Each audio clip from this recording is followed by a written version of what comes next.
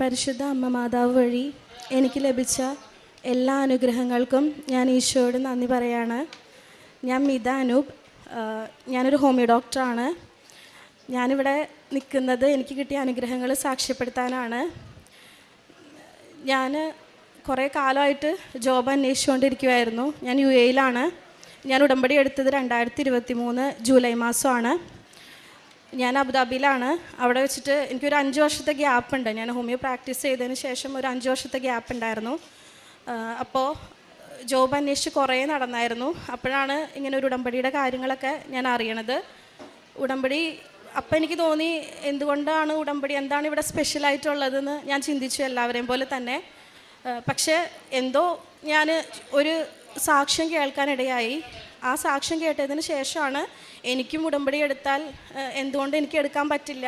പണ്ട് മുതലേ എനിക്ക് മാതാവിൽ നല്ല വിശ്വാസമുണ്ട്. ഈശോയെ, ദൈവത്തോട് അത്രയും അടുത്ത് നിൽക്കുന്ന ഒരു കുടുംബം തന്നെയാണ് എൻ്റെയും. അപ്പം ഞാനങ്ങനെ ഉടമ്പടി എടുക്കാൻ വേണ്ടി തീരുമാനിച്ചു.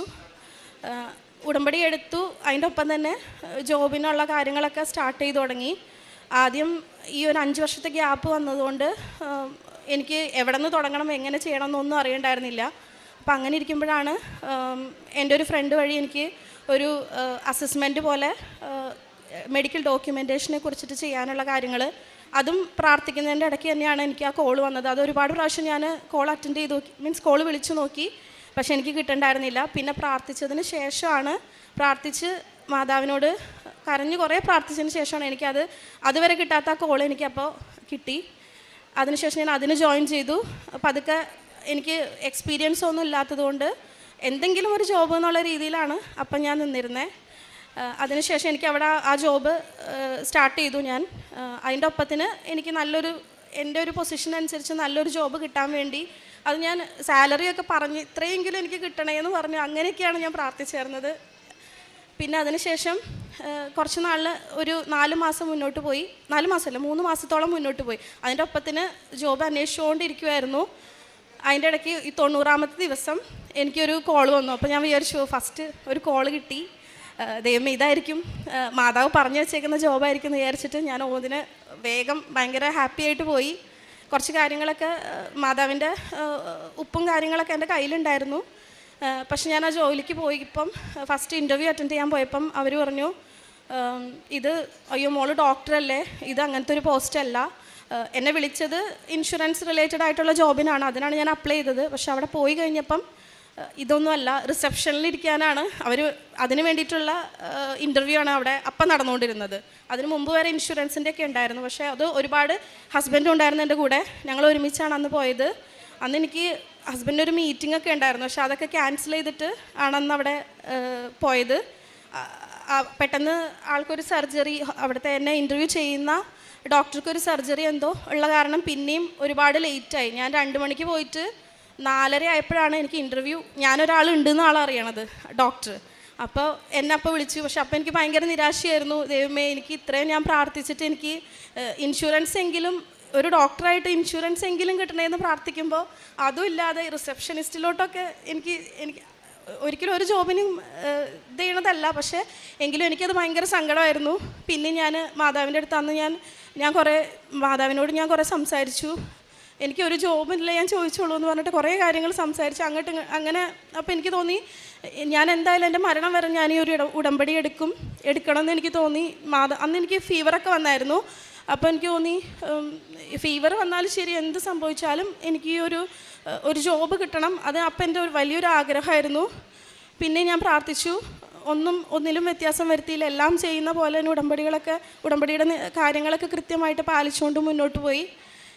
93ാമത്തെ ദിവസം വീണ്ടും, അന്ന് ഞാനിങ്ങനെ കുക്ക് ചെയ്തുകൊണ്ടിരിക്കുമായിരുന്നു. ഞാൻ മാതാവിൻ്റെ അടുത്ത് സംസാരിക്കുമായിരുന്നു. എന്തെങ്കിലുമൊക്കെ അച്ഛൻ്റെ ടോക്കൊക്കെ നന്നായി കേൾക്കുമായിരുന്നു.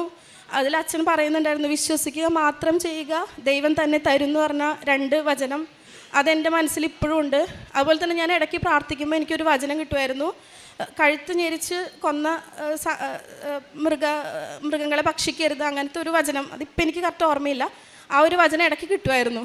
അപ്പോൾ ഞാനപ്പോൾ അത് എന്താണാവോ എനിക്ക് അതെങ്ങനെ കിട്ടുന്നതെന്ന് ഞാൻ ചിന്തിച്ചായിരുന്നു. പക്ഷേ അത് കഴിഞ്ഞ് 93-ാമത്തെ ദിവസം ഞാൻ കുക്ക് ചെയ്തുകൊണ്ടിരിക്കുമായിരുന്നു. അപ്പം ഞാൻ ചുമ്മാ ഇങ്ങനെ മാതാവിൻ്റെ അടുത്ത് പറയും, മാതാവ് ഇത്ര ദിവസമായിട്ട് എനിക്ക് കിട്ടിയില്ലല്ലോ. പക്ഷെ കുഴപ്പമില്ല, ഞാൻ അന്നൊരു ഡിസിഷൻ എടുത്തു. എനിക്കിവിടെ ജോബ് കിട്ടുവാണെങ്കിൽ ഇൻഷുറൻസിൽ അല്ലെങ്കിൽ അതിൻ്റെ ഇടയ്ക്ക് ജോബിന് പ്രിപ്പയർ ചെയ്താലോ, ഹോമിയോപ്പതി പ്രാക്ടീസ് ചെയ്യാൻ വേണ്ടി എന്താ ചെയ്യേണ്ടതെന്നുള്ള കാര്യങ്ങൾ സ്റ്റാർട്ട് ചെയ്താലോ എന്ന് അതും ചിന്തിച്ചു. അതിൻ്റെ ഒപ്പം പിന്നെ ഞാൻ അന്ന് വന്നിട്ട് പ്രാർത്ഥിച്ചുകൊണ്ടിരുന്ന് ഞാൻ അന്ന് ഇങ്ങനെ ഒരു തീരുമാനം എടുത്തു. ഒന്നല്ലെങ്കിൽ എനിക്ക് ഇൻഷുറൻസിൽ കിട്ടുവാണെങ്കിൽ ഞാനിവിടെ നിൽക്കുക, അല്ലാന്ന് വെച്ചാൽ നാട്ടിൽ പോയിട്ട് ഒരു ക്ലിനിക്ക് ചെറുതായിട്ട് സ്റ്റാർട്ട് ചെയ്യുക, അങ്ങനെ വിചാരിച്ചായിരുന്നു പിന്നീടുള്ള ദിവസങ്ങൾ മുന്നോട്ട് പോയത്.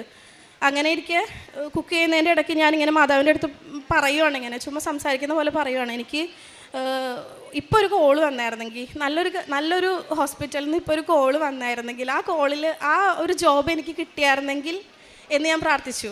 ആ നിമിഷത്തിൽ ഒരു 5 മിനിറ്റ് പോലും വൈകിയില്ല. ആ ഒരു സമയത്തിൽ തന്നെ എനിക്കൊരു കോള് വന്നു.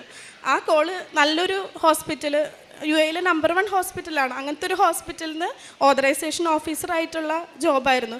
അതിലെന്ന് പറഞ്ഞാൽ എനിക്കൊരു യോഗ്യതയില്ല. കാരണം അന്ന് അതിനുശേഷം ഓൺലൈൻ ഇൻ്റർവ്യൂവിൻ്റെ ഡേറ്റ് പറഞ്ഞു. ആ ഡേറ്റിൽ ഞാൻ അറ്റൻഡ് ചെയ്തു. അപ്പോഴും മാതാവിൻ്റെ ജപമാലയും പിന്നെ ഉപ്പും ബാക്കിയെല്ലാം, കാശുരൂപം എനിക്ക് ഉണ്ടായിരുന്നില്ല. ഓൺലൈൻ ഉടമ്പടി ആയതുകൊണ്ട് കാശുരൂപം എൻ്റെ കയ്യിലുണ്ടായിരുന്നില്ല. പക്ഷേ എങ്കിലും എൻ്റെ ഒരു കസിൻ വഴിയായിട്ട് അന്ന് എനിക്കൊരു കാശുരൂപം കിട്ടാമെന്ന് വെച്ചാൽ അത്രയും ഞാൻ പ്രഷ്യസ് ആയിട്ട് ഇപ്പോഴും, എങ്കിലും അന്ന് ആദ്യമായിട്ട് എനിക്കൊരു കാശുരൂപം കിട്ടിയത് ഒരു അങ്കിള് വഴിയായിട്ടാണ് കിട്ടിയത്. അത് ഞാൻ വളരെയധികം ആഗ്രഹിച്ച് ആ ഒരു കാശുരൂപം പിടിച്ചിട്ടാണ് അന്ന് ഇരിക്കണേ. അന്ന് ഇൻ്റർവ്യൂ മാത്രമേ ഉണ്ടായിരുന്നുള്ളൂ. അതിനുശേഷം എനിക്കത് കിട്ടിയെന്ന് കുറച്ച് ദിവസം കഴിയുമ്പോൾ എന്നെ വിളിച്ച് പറഞ്ഞു, ഡോക്യുമെൻറ്റേഷനും എല്ലാം കഴിഞ്ഞു. ഞാൻ പ്രതീക്ഷിച്ചതിലും കൂടുതൽ സാലറിയിൽ എനിക്ക് നല്ലൊരു ജോബ് ലഭിച്ചു. അത് ഞാൻ ആദ്യമായിട്ട് ജനുവരി 8-ാം തീയതിയാണ് എൻ്റെ ജോയിനിങ് ഡേറ്റ്. അപ്പോൾ ഞാൻ അന്ന് ആ കുക്ക് ചെയ്യുന്നതിൻ്റെ ഇടയ്ക്ക് ഞാൻ പ്രാർത്ഥിച്ചായിരുന്നു. എനിക്ക് ഈ വചനം കിട്ടിയതുകൊണ്ട് തന്നെ ഞാൻ പ്രാർത്ഥിച്ചത് ഇങ്ങനെയായിരുന്നു, അതായത് ഇന്ന് മുതൽ അടുത്ത വർഷം ജനുവരി 8-ാം തീയതി വരെ ഞാനിനി വേറെ, എനിക്ക് ഏറ്റവും ഇഷ്ടം ചിക്കനും അങ്ങനെ ബീഫ് ഐറ്റംസ് അങ്ങനത്തെ ഐറ്റംസ് ആയിരുന്നു കൂടുതൽ ഇഷ്ടം, നോൺ വെജിനോട്. അപ്പം ഞാനിനി ചിക്കൻ അല്ലെങ്കിൽ ഇഷ്ടമുള്ള ഈ നോൺ വെജ് ഐറ്റംസ് ഞാൻ കഴിക്കില്ല എന്ന്, ഫിഷ് കഴിക്കും, അതല്ലാതെ ചിക്കൻ ഐറ്റംസ് ഒന്നും കഴിക്കില്ല എന്ന് ഞാൻ മാതാവിനോട്, ആ ഒരു വചനം കിട്ടിയത് കൊണ്ട് ഞാൻ അങ്ങനെ മാതാവിനോട് പറഞ്ഞു. ഇപ്പോൾ ഈ ജനുവരി 8-ാം തീയതിയാണ് പിന്നെ ഞാൻ ആദ്യമായിട്ട് ഇതിന് ശേഷം ഞാൻ ചിക്കനൊക്കെ കഴിക്കുന്നത്. അങ്ങനെ പിന്നെ അതുപോലെ തന്നെ ഫസ്റ്റ് ഡേ ജോയിൻ ചെയ്യുമ്പം എൻ്റെ കൂടെ ഉണ്ടായിരുന്നൊക്കെ ഡോക്ടേഴ്സ് തന്നെയാണ്, ഡെൻറ്റിസ്റ്റും അതുപോലെ തന്നെ ഹോമിയോ ഡോക്ടർ, ആയുർവേദ ഡോക്ടർ, അങ്ങനെ ഒരു ടീമായിരുന്നു. അവർക്ക് എങ്ങനെയാണെന്ന് വെച്ചാൽ ആദ്യം ഓൺലൈൻ ഇൻ്റർവ്യൂ, പിന്നെ റിട്ടൺ എക്സാം, പിന്നെ ഡയറക്റ്റ് ഇൻ്റർവ്യൂ, അങ്ങനെ 3 സ്റ്റെപ്പായിട്ടാണ്. പക്ഷേ എനിക്കിതൊന്നും ഉണ്ടായിരുന്നില്ല, എന്നോടിതൊന്നും ചോദിച്ചായിരുന്നില്ല. എനിക്ക് വെറുതെ ഒരു ഓൺലൈൻ ഇൻ്റർവ്യൂ മാത്രമേ ഉണ്ടായിരുന്നുള്ളൂ.